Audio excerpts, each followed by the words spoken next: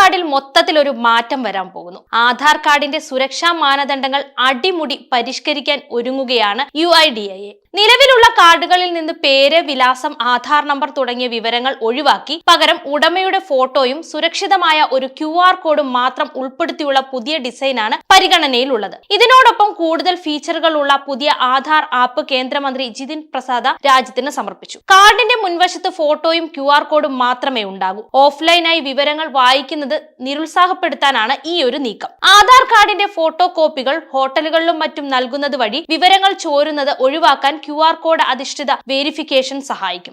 Aadhaar number ഉപയോഗിച്ചുള്ള SIM card തട്ടിപ്പുകൾ, അനധികൃത ലോണുകൾ, ആധാർ എനേബിൾഡ് പേയ്മെന്റ് സിസ്റ്റം എന്നിവയുടെ പണ തട്ടിപ്പ് എന്നിവ തടയാൻ ഇത് സഹായിക്കും. കേന്ദ്ര IT സഹമന്ത്രി ജിതിൻ പ്രസാദ് പുറത്തിറക്കിയ പുതിയ ആപ്പ് പൗരന്മാർക്ക് കൂടുതൽ സുരക്ഷ ഉറപ്പാക്കും. ബയോമെട്രിക് വിവരങ്ങൾക്ക് പകരം മുഖം തിരിച്ചറിഞ്ഞ് പരിശോധന പൂർത്തിയാക്കാം. ആവശ്യമായ വിവരങ്ങൾ മാത്രം QR കോഡ് വഴി പങ്കിടാം. മുഴുവൻ വിവരങ്ങളും കൈമാറേണ്ടതില്ല. ഒരാപ്പിൽ 5 കുടുംബാംഗങ്ങളുടെ വരെ ആധാർ പ്രൊഫൈലുകൾ കൈകാര്യം ചെയ്യാനുമാകും. ആധാർ കേന്ദ്രങ്ങളിൽ പോകാതെ തന്നെ രജിസ്റ്റർ ചെയ്ത് മൊബൈൽ നമ്പറും വിലാസവും ആപ്പ് വഴി പുതുക്കാനും സാധിക്കും.